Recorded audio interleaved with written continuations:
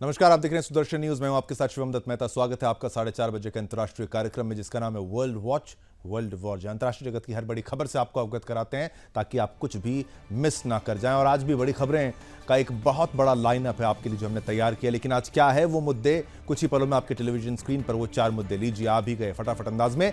Myanmar में तबाही के बीच भारत ने शुरू किया ऑपरेशन ब्रह्मा।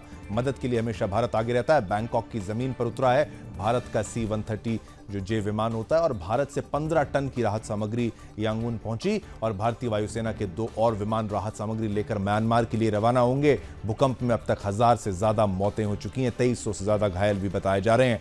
दूसरे टॉपिक में बात करेंगे म्यांमार थाईलैंड भूकंप के बीच ट्रंप प्रशासन ने बड़ा फैसला लेते हुए यूएस एड को बंद करने की तैयारी कर डाली है। यूएस एड के कर्मचारियों की छटनी की घोषणा के साथ ही उन्हें नोटिस भी दे दिया गया है। और इस पर मानवीय विशेषज्ञों ने गहरी चिंता जताई है कि इससे अमेरिका में विरोध बढ़ सकता है। यह मुद्दा। फिर तीसरा मुद्दा, नेपाल में राजा लाओ देश बचाओ आंदोलन ने तेज रफ्तार पकड़ी है। बीते शुक्रवार को नेपाल में हिंदू राष्ट्र और राजशाही की वापसी की मांग को लेकर भारी हिंसा देखने को मिली। इस हिंसा में 2 लोगों की मौत और 105 की गिरफ्तारी की गई है। प्रदर्शनकारियों ने सरकार को चेतावनी दी कि अगर उनकी मांगें नहीं मानी जाती तो आंदोलन और उग्र होगा। ऐसे में नेपाल में बड़ा राजनीतिक भूचाल आने की संभावना बनी हुई है। फिर चौथा मुद्दा, ट्रंप प्रशासन की 2 अप्रैल से लागू होने वाले टैरिफ की बड़ी तैयारी है। ट्रंप ने साफ कह दिया है कि वो जवाबी टैरिफ पर बातचीत के लिए पूरी तरह तैयार हैं। साथ ही उन्होंने कहा कि समझौतों के लिए उनके दरवाजे खुले हुए हैं, लेकिन इसके लिए उन्होंने एक शर्त रखी है कि इन समझौतों से अमेरिका को लाभ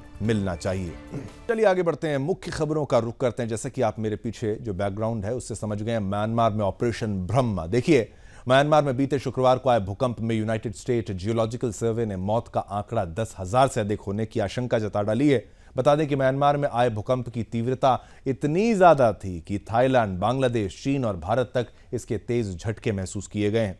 म्यांमार की सैन्य सरकार ने कहा है कि मरने वालों का आंकड़ा 1000 पार कर गया है, जबकि 2300 से ज्यादा लोग घायल हैं। आंकड़ा बड़ा हो सकता है, लेकिन ऑफिशियल इतना ही बाहर आया है।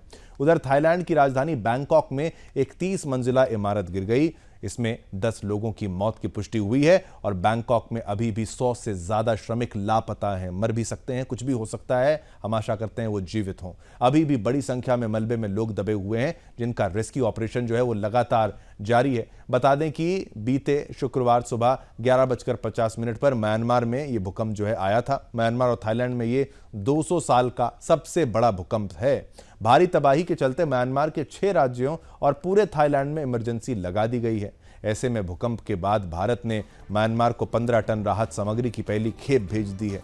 इसे ऑपरेशन ब्रह्मा नाम दिया गया है। भारत का ऑपरेशन ब्रह्मा भूकंप से प्रभावित म्यांमार के लोगों की सहायता के लिए सबसे पहली प्रतिक्रिया देने वाले देश के रूप में काम कर रहा है, जिसमें 15 टन राहत सामग्री की पहली खेप यांगून पहुंच गई है। इसी के साथ भारतीय वायुसेना के 2 और विमान भी म्यांमार के लिए रवाना हुए हैं। ये विमान जल्द ही AFS हिंडन से रवाना होंगे। और इससे पहले विदेश मंत्री S जयशंकर ने कहा कि भारत ने म्यांमार के लोगों के लिए तत्काल मानवीय सहायता की पहली खेप भेज दी। तो देखिए, भारत का ऑपरेशन ब्रह्मा कुदरत का रौद्र रूप, और यांगून पहुंचा जो है भारत का राहत सामग्री का सामान। ये देखिए, C-130 जे विमान कंबल, तिरपाल, स्वच्छता kit, sleeping bag, solar lamp, भोजन के पैकेट और रसोई सेट लेकर पहुंचा है। इस उड़ान के साथ एक खोज और बचाव दल और चिकित्सा दल भी है।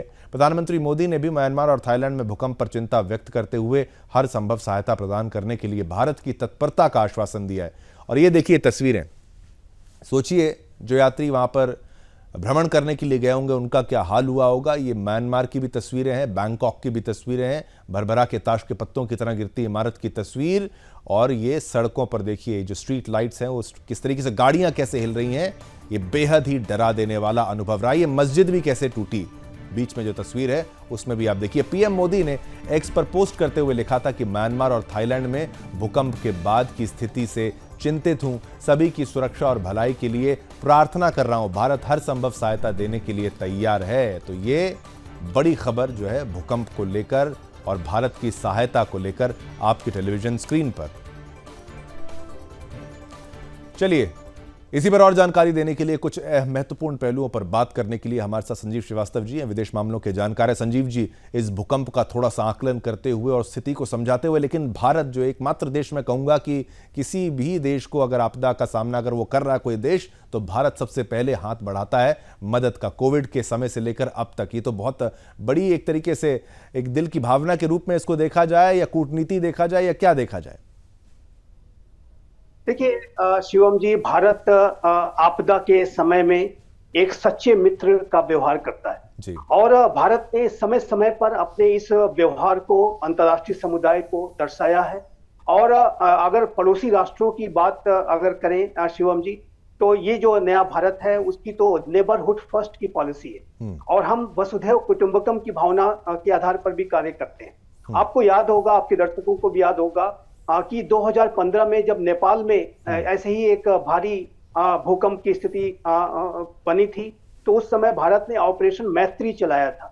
और अब जब म्यांमार में ये जो बड़ा भूकंप आया है, तो भारत ने ऑपरेशन ब्रह्मा लॉन्च किया है और इस ऑपरेशन के माध्यम से भारत ने जो राहत सामग्री है वो जाहिर है कि वहां पहुंचाने का जो कार्य है वो शुरू कर दिया गया है। और यदि आगे आने वाले समय में जैसी वहां पर आवश्यकता होगी, भारत एक सच्चे मित्र के तरीके से म्यांमार की पूरी मदद करेगा। यदि बैंकॉक में भी थाईलैंड की सरकार को भी ऐसी कोई मदद की आवश्यकता होगी तो भारत ऐसी मदद प्रोवाइड कराएगा। और जाहिर है कि ये जो भारत का जो अप्रोच है, उसी की वजह से आज भारत की जो क्रेडिबिलिटी है पूरे विश्व में बहुत ऊंची है। एक जिम्मेदारी भरा व्यवहार भारत करता है और संकटकालीन स्थितियों में इसको कहते हैं a friend in need is a friend in deed. जो विपत्ति के समय में मदद करे वही सच्चा मित्र माना जाता है। तो चाहे वो नेपाल रहा हो, चाहे वो श्रीलंका का आर्थिक संकट हो, या अभी वहां पे प्राकृतिक म्यांमार में आई है, हर जगह भारत ने बढ़ चढ़ करके ऐसे राष्ट्रों की मदद की है। संजीव जी, ये हमारे संजीव जी जरा ये इस आपदा के बारे में भी थोड़ा समझाते हुए, और किस श्रेणी का ये भूकंप, तो खैर भूकंप की जो चीजें हैं वो टेक्निकल चीजें, वो तो खैर उतना डिटेल उसकी नहीं चाहिए, लेकिन इसको झेलना और उसके बाद उभर के बाहर आना और सच्चाई खबरों के माध्यम से, क्योंकि अंतर्राष्ट्रीय मामला है, कितनी बाहर आई होंगी और आंकड़ा आपको क्या लगता है कितना बड़ा हो सकता है? एक छोटा सा कमेंट फिर ब्रेक। देखिए, बहुत ही बड़ा भूकंप था शिवम जी। 7.7 रिक्टर स्केल पर इसकी तीव्रता थी और ये जो यूरेशियन प्लेट और इंडियन प्लेट्स के आपस में टकराने की वजह से ये जो भौगोलिक घटना थी उसकी वजह से ये भूकंप आया। और इस तरीके के भूकंप के बाद एक आफ्टर शॉक्स की भी जो ट्रेमर्स और आफ्टर शॉक्स भी आए। 6.4 रिक्टर स्केल की तीव्रता वाला एक दूसरा भूकंप भी आया और उसके बाद भी अभी भी ट्रेमर्स आने की रिपोर्ट्स हैं। तो ये एक बहुत ही बड़ी घटना, भौगोलिक घटना थी और जिसका की बहुत ही खामियाजा जो है म्यांमार में, चूंकि इसका केंद्र था तो उसको भुगतना पड़ा है। लेकिन हम इससे उबरेंगे, ये भारत की पूरी मदद करेगा और म्यांमार ये प्रश्न मेरा आपसे ये रहेगा, अगला छोटा सा ब्रेक लेंगे, लेकिन प्रश्न अगला ये रहेगा कि म्यांमार को उभरने में कितना समय लगेगा और बैंकॉक का आगे क्या हाल होने वाला है, थाईलैंड का क्या हाल होने वाला है। छोटा सा ब्रेक लेते हैं दर्शकों, वापस आएंगे, इसी मुद्दे पर जो है चर्चा आगे बढ़ाएंगे। अमेरिकी राष्ट्रपति डोनाल्ड ट्रंप के प्रशासन ने US agency for international development यानी यूएसएड को बंद करने और इसके हजारों कर्मचारियों की छटनी की योजना की घोषणा की है। अब बीते शुक्रवार अमेरिकी संसद को इसकी जानकारी दी गई। ये घोषणा ऐसे समय में की गई है जब ट्रंप ने म्यांमार में हाल ही में आए विनाशकारी भूकंप के बाद वहां मानवीय सहायता प्रदान करने का वादा किया था। यूएसएड को बंद करने के इस कदम ने मानवीय सहायता विशेषज्ञों को चिंतित कर दिया है। उनका कहना है कि यह कटौती 60 से अधिक वर्षों से दुनिया भर में जीवन बचाने वाली इस एजेंसी को प्रभावित करेगी। यूएसएड ने दशकों तक आपदा राहत, विकास कार्यक्रम और वैश्विक स्वास्थ्य अभियान में अहम भूमिका निभाई है। यूएसएड के हजारों कर्मचारियों और विदेश सेवा अधिकारियों को एक आंतरिक ज्ञापन के माध्यम से सूचित किया गया कि कानून द्वारा आवश्यक ना होने वाली सभी नौकरियां जुलाई और सितंबर के बीच समाप्त कर दी जाएंगी। चलिए, इस पर और जानकारी देते रहेंगे, आपको ग्राफिक्स भी दिखाते रहेंगे, लेकिन संजीव जी, इस पर आपका क्या स्टैंड रहेगा, क्या कहना चाहते हैं? यूएसएड से इतनी चिढ़ क्यों? और वो इतिहास तो बिल्कुल ठीक है कि भाई यूएसएड ने पहले क्या कुछ किया है, चुनावों में हस्तक्षेप से लेकर क्या पता एंटी कंट्री कोई प्रोपेगेंडा भी चलाया जा रहा हो या विपक्ष का ज्यादा कंट्रोल हो, ट्रंप को लगता है कि इसको ज्यादा देर तक इस पर लगाम लगा के नहीं रखा जा सकता। आपका क्या टेक है संजीव जी? देखिए, मेरा मानना है शिवम जी कि यूएसएड अनेक ऐसी गतिविधियों में संलिप्त रहा है कि जिसका कि लक्ष्य अनेक देशों में रिजीम चेंज को कराने का रहा, इलेक्शन में इंटरफेरेंस को करने का रहा और एड इत्यादि के माध्यम से जो अमेरिका का जो डीप स्टेट है वो दूसरे राष्ट्रों में अपनी जो दखल को बढ़ाने की वो साजिशें रचता रहा। और जो राष्ट्रपति डोनाल्ड ट्रंप ने अपने कैंपेन ट्रेल के दौरान ही लगातार इस बात को कहा था कि वो इस डीप स्टेट के विरुद्ध कार्रवाई करके दिखाएं। और इसी वजह से उन्होंने एक डिपार्टमेंट ऑफ गवर्नमेंट इफिशियंसी बनाया, जिसको कि एलन मस्क जो विजनरी उद्योगपति हैं उसको लीड कर रहे हैं। और जाहिर है कि डोज डिपार्टमेंट ने अनेक ऐसी खामियां यूएसएड के ऑपरेशंस में पाई कि जिससे कि इसके अंदर जो भ्रष्टाचार व्याप्त था वो उजागर हुआ। और इसकी वजह से अब डोनाल्ड ट्रंप ने इस पूरे यूएसएड को ही बंद करने का फैसला कर लिया है। और जाहिर है कि यूनाइटेड स्टेट्स ऑफ अमेरिका जो विश्व में जो अपनी मानवीय मदद और राष्ट्रों को सहयोग करता है, उसके लिए अन्य वैकल्पिक अरेंजमेंट अवश्य किए जाएंगे। लेकिन जो ये यूएसएड का जो स्ट्रक्चर है इसमें अनेक ऐसी खामियां थी, अनेक ऐसे भ्रष्टाचारी जो है एलिमेंट शामिल थे कि जिसकी की वजह से अब इसको समाप्त करने का जो फैसला डोनाल्ड ट्रंप ने किया है, जो कि मेरे असेसमेंट के मुताबिक एक सही फैसला है। और इस पूरे यूएसएड के बारे में जो रिपोर्ट सामने आ रही थी, जो एक्सपोजर्स हुए थे, उससे ये पता चलता था कि भारत में भी इसने इंटरफेरेंस करने की कोशिश की, बांग्लादेश में और अन्य जगहों पर रिजीम चेंज कराने के लिए वहां पर उन राष्ट्रों में दखल देने की कोशिश की। और अमेरिका में चाहे वो जॉर्ज सोरोस के साथ यूएसएड के जो संपर्क रहे और अनेक ऐसे डीप स्टेट एलिमेंट्स वहां पर जो एक्टिव थे, उन सभी के ऊपर लगाम लगेगी। तो एक अच्छा कदम है मेरे विचार से। और ये आगे भी रहेगा। ठीक है, एक छोटा सा ब्रेक यहां पर लेंगे संजीव जी, एक छोटा सा ब्रेक लेंगे, फिर नेपाल की बात करेंगे। नेपाल में क्या कुछ हो रहा है बात करेंगे नेपाल की। राजा लाओ हिंदू राष्ट्र बनाओ। जी हां, नेपाल के पूर्व प्रधानमंत्री पुष्पकमल दहल प्रचंड ने काठमांडू के हिंसा प्रभावित क्षेत्रों का दौरा किया, जो राजतंत्र समर्थकों और पुलिस के बीच झड़प के बाद भड़की थी। नेपाल में हिंदू राष्ट्र और राजशाही की बहाली को लेकर बीते शुक्रवार को काठमांडू में हिंसक प्रदर्शन हुआ, जिसमें 2 लोगों की मौत हो गई और 105 प्रदर्शनकारियों को गिरफ्तार किया गया है। प्रदर्शन के दौरान कई प्राइवेट प्रॉपर्टीज को नुकसान पहुंचा और एक इमारत को आग के हवाले कर दिया गया। हालात काबू से बाहर होता देख प्रशासन ने कर्फ्यू लागू कर सेना तैनात कर दी। गिरफ्तार लोगों में राष्ट्रीय प्रजातंत्र पार्टी के उपाध्यक्ष रविंद्र मिश्र, जनरल सेक्रेटरी धवल शमशेर राणा और राजशाही समर्थक कार्यकर्ता स्वागत नेपाल, शेफर्ड लिंबू और संतोष तमांग शामिल हैं। इसके अलावा 17 अन्य नेता भी पुलिस हिरासत में हैं। चलिए और भी डिटेल्स आपको बताएंगे, लेकिन संजीव जी, इसको लेकर आपकी क्या राय रहेगी? अब नेपाल में एक तरीके से राजशाही की वापसी की मांग है, हिंदू राष्ट्र की मांग वापस आ रही है, और ये जो मौजूदा सरकार है जो चीन की तरफ आगे बढ़ रही थी, भारत को आंख दिखा रही थी, अब क्या उसको मैनेज करना अब भारत को नहीं पड़ेगा, वह इंटरनली मैनेज हो जाएगा? देखिए शिवम जी, ये जो नेपाल का घटनाक्रम है वो इस बात को स्पष्ट रूप से दर्शाता है कि जो वहां पर लोकतांत्रिक जो सरकारें हैं, 2008 में ये राजतंत्र समाप्त हुआ था। 2015 से एक नए संविधान के तहत वहां पर शासन चल रहा था, लेकिन जो सरकारें अपना दायित्व ठीक तरीके से नहीं निभा रही। बिल्कुल। और वहां की जो सरकारें हैं, खासकर जो कम्युनिस्ट पार्टी की जो सरकार है, वो वहां के रूट्स, जो वहां की सांस्कृतिक पहचान है, वहां की जो आध्यात्मिक और पहचान है, उसको लेकर के भी वो गंभीरता, उसमें कहीं ना कहीं कमी अवश्य है, जिसकी की वजह से नेपाल के लोगों के अंदर अब इस तरह की भावना पैदा हो रही है कि उन्हें अपने रूट्स की तरफ वापस जाना चाहिए। एक हिंदू राष्ट्र जो नेपाल कभी हुआ करता था उसको स्थापित करना चाहिए। तो ये जो वर्तमान समय में जो लोकतांत्रिक सरकारों की विफलता की वजह से ऐसा हो रहा है, और यदि इस प्रक्रिया को रोकना है तो इन सरकारों को अपने गवर्नेंस को, सिस्टम को सुधारना होगा, वहां के लोगों के ग्रीवांसेस को एड्रेस करना होगा, वहां की सांस्कृतिक पहचान को और अधिक सशक्त और मजबूत बनाना होगा, तभी ये जाकर के ये इस तरह के प्रोटेस्ट रुक सकते हैं। लेकिन इतना कहने के बाद मैं अवश्य कहूंगा कि एक ऐसे समय में कि जब पूरे विश्व में राजतंत्रों का जो खात्मा हुआ है और राजतंत्र वहां पर पूरे विश्व में समाप्त हुए हैं, और जहां कहीं भी राजतंत्र बचा हुआ है वो नॉमिनल ही है, तो ऐसे में फिर से राजशाही आना एक कठिन प्रक्रिया दिखाई देती है।